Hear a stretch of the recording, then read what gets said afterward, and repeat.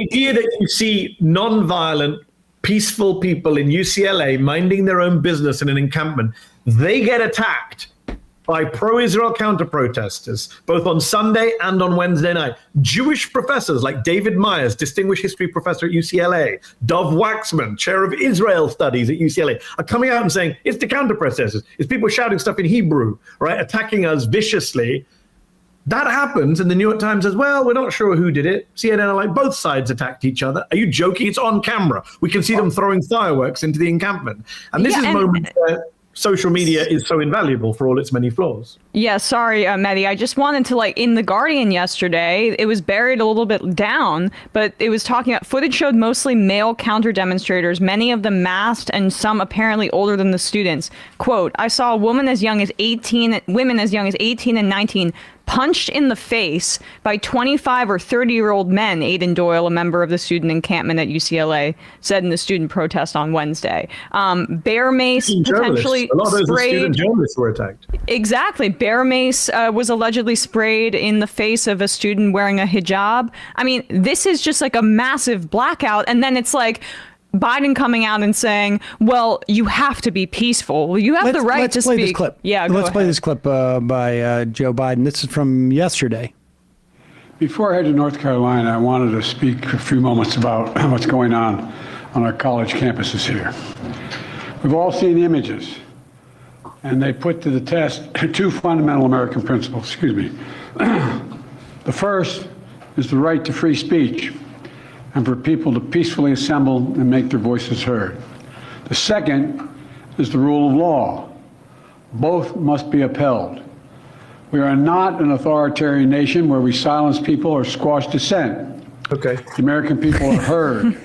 In fact, peaceful protest is in the best tradition of how Americans respond to consequential issues. But neither are we a lawless country.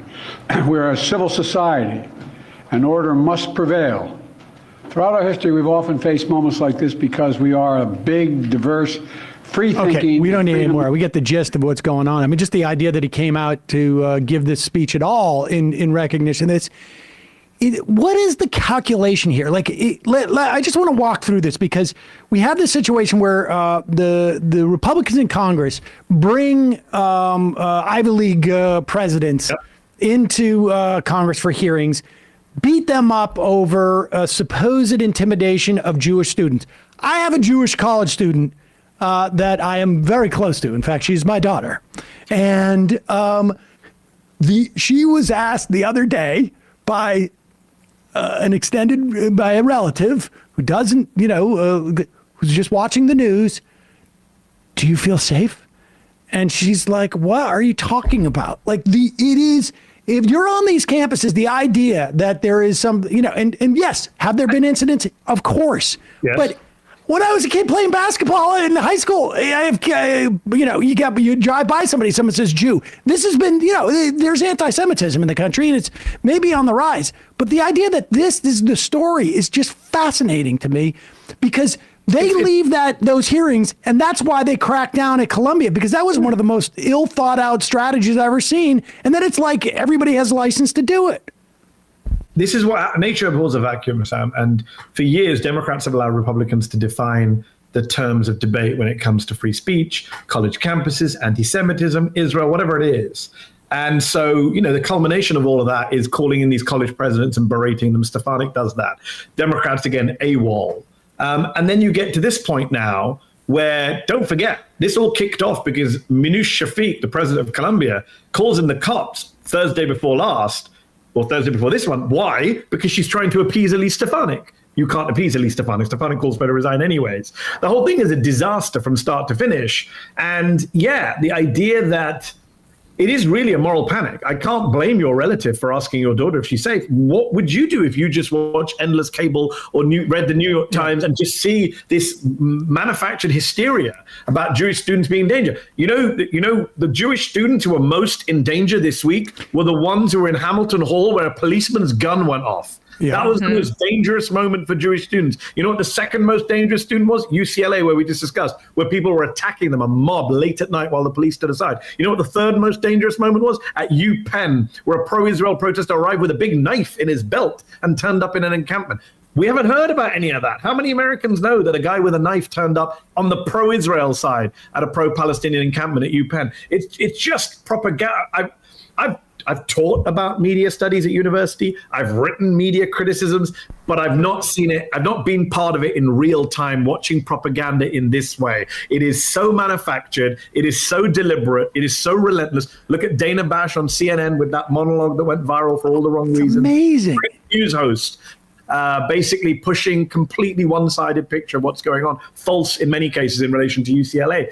It's easy to say Fox and the Republicans, but it's the entire media, left to right or liberal to conservative. It's the Democrats who have engaged. House Democrats turned up at Columbia, a group of them, Josh Gottheimer, Jared Moskowitz, a bunch of them turned up to do a walk around in solidarity with Jews. Have they turned up at UCLA to do that? Have they turned up at UMass Amherst, where Arab American students say they got kill the Arabs threats, right? Have they turned up on any of these other campuses where black, brown, and yes, anti-Israeli Jewish students have been attacked? No, it's just complete one-sided propaganda. You know, the Gottheimer and Goldman doing these things, I get it from their political calculation and maybe from their ideology. But that Dana Bash thing, and maybe the Dana Bash thing, I also sort of understand from an ideological standpoint, because I don't know if she was one of the AIPAC, she was former AIPAC. Yep. And so, you get a sense of where she's coming from. But even Sharpton on, our old network, MSNBC, he's out there saying that, criticizing these protesters. The CNN piece that we clipped the other day, where a woman, was she from Columbia, or who was it? From Columbia, was brought on talking about how her identity is she's of mixed race, and was talking about her identity as a Jew, she thought had been inoculated her, and somehow she's being attacked. Now, of course, she spoke at that pro-Israel rally down with John Hagee, but all of this is in these media circles, from your experience, are they oblivious, or is there just a simply conscious decision here to sort of put their fingers on the scale, and what drives that? Dana Bash, I get it. She's AIPAC. I don't think Dana Bash is AIPAC. I don't know why you're saying that. Wasn't she part? Maybe it was just Wolf Blitzer. I think you're thinking of Wolf Blitzer. I think I am thinking of Wolf Blitzer, but Dana Bash. Look, I have no problem. The funny thing is, I'm an opinion host. I have no problem with Dana Bash saying her opinions, right? That's fine. Right. They can be wrong opinions. Problem is, she's not supposed to be an opinion. I thought she's a straight news host. And the other problem is, where's the counter opinions? Where are all the CNN hosts who are sympathizing with the protesters? Oh wait, there aren't any. Where are all the other network hosts sympathizing with the protesters? There aren't any.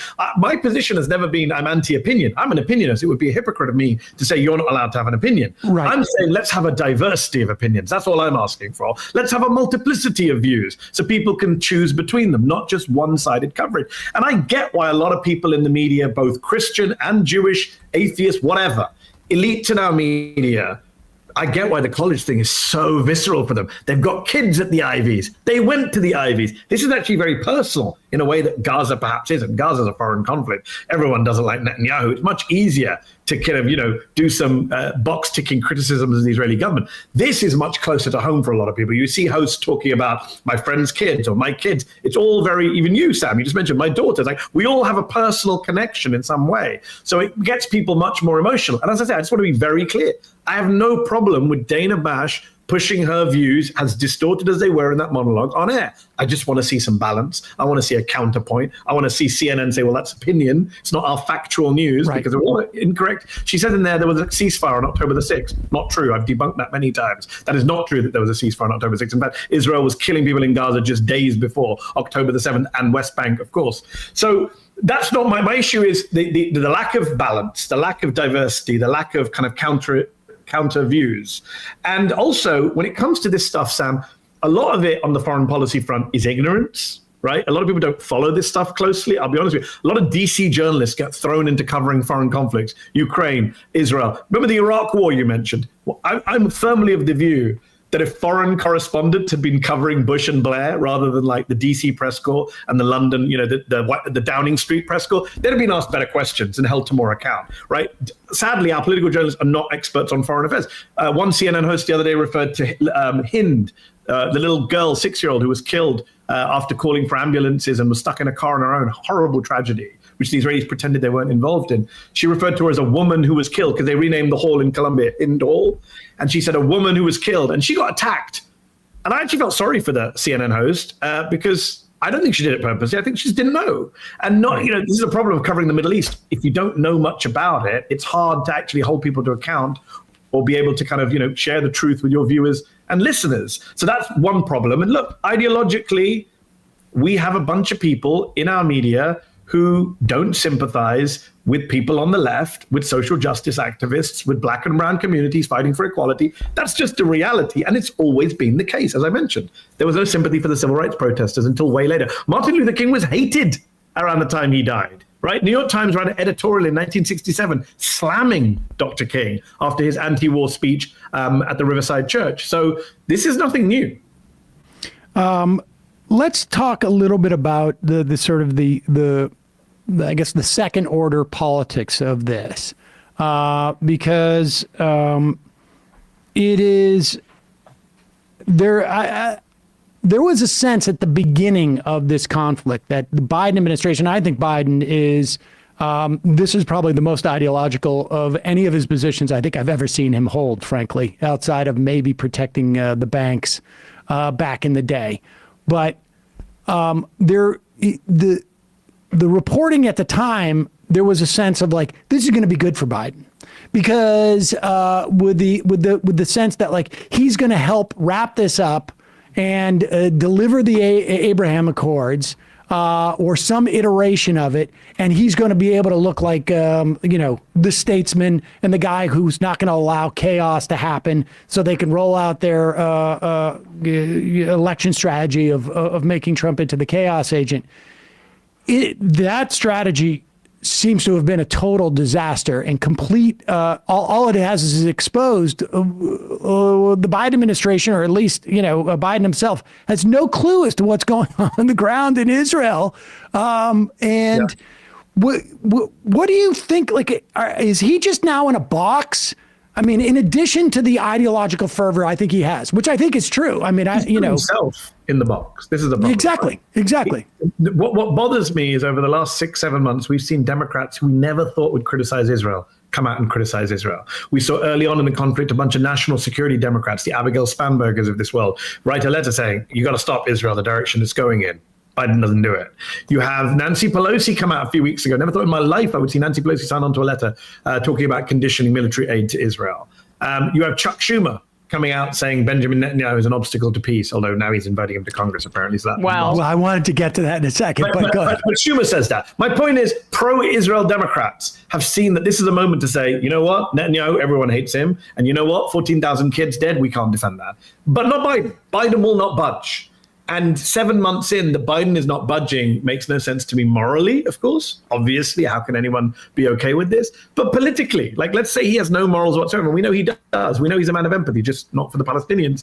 Why politically is he not seeing the disastrous road he's on? Why are the smart people around him not saying, hey, should we really be taking risks like this in Michigan, in Georgia? And you talk to Democrats. I've talked to people at the DNC. I've talked to members of Congress and people in the White House. They think that they can win regardless of this. They think that the people complaining will come home when the Trump threat is clear and present. They think that enough white suburban women in places like Michigan voting on abortion will save them. And they may be right. I'm not saying Biden won't win. He could easily win. It's a 50-50 race. But why take that risk for Benjamin Netanyahu? And if you believe American democracy is on the line, as Biden does, as I do, then why take the risk? Why risk American democracy for Netanyahu, Smotrich, Ben-Gvir, who, by the way, are counting down the days for a Trump presidency quite openly?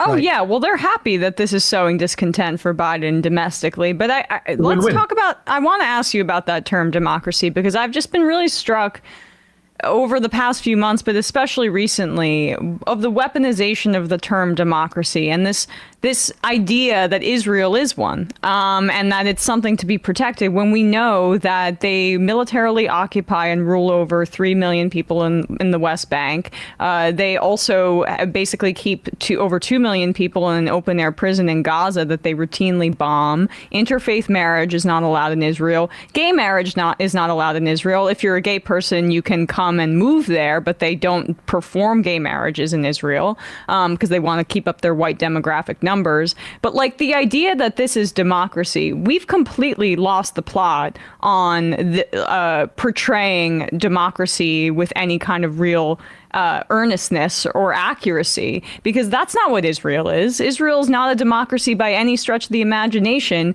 and yet this is what we're pretending we're promoting here. And when in fact it's this conflation of democracy with Western whiteness in a particular region that I find really troublesome. So, I mean, look, I probably wouldn't go as far as you to say it's not a democracy by any stretch of the imagination. Clearly, it has democratic elements. It has a prime minister and a government that's voted in elections. But those elections, of course, are not available to millions of people who they rule over for decades on end in a temporary occupation. And of course, those elections are to a parliament and a government and a system which doesn't allow for equality, right? So people are not aware of the fact that every year the Arab parties and a few far left politicians try and put a bill to the floor calling for Israel to become a state of all its citizens. Pretty uncontroversial statement. Israel should be a state for all its citizens. Not only do they not vote on that bill, it's not allowed to be brought to the floor, right? It's seen as anti the system, anti-Zionism, anti-Israel. So that is a huge kind of, obviously, dagger to the heart of any argument that says Israel's a democracy like any other. Clearly, there's a debate amongst Israeli political scientists. Can you call it an ethnocracy, right? Is it a state that, privileges one group over another? We talk about apartheid. Was apartheid South Africa a democracy? Many people would say no, because only certain people got to vote. Now, the Israelis often say, how can you compare us to South Africa? Every Palestinian citizen, 1/5 of the population, gets to vote. And that's true. They do. But again, they vote as second-class citizens, not as equal citizens of a state that they want to be in. And there are millions of people being held under indefinite occupation who don't get a say over their lives. So fundamentally, there is a problem with this argument that Israel is the only democracy in the region. It's certainly not a liberal democracy by any definition. Like, we talk about illiberal democracy. We talk about the Orbans of this world or the Erdogans of this world. But the irony of calling it the only democracy in the Middle East is interesting, because there are other governments in the Middle East, Iraq, Tunisia, Lebanon, that also have elections and vote in governments, but we don't consider them liberal democracies because they have a lot of flaws to the system. And I would say the same thing about Israel. But look, that argument about democracy doesn't even matter right now, because whether you're a democracy or a dictatorship, we all agree that no country should be allowed to engage in genocide. So really the bigger argument right now is what Israel's doing, not what Israel is. Hey, folks, don't forget to hit the subscribe button and check out our daily show. We do it every day at 12 p.m. Eastern for about 2.5 hours. We even take phone calls. You should check that out.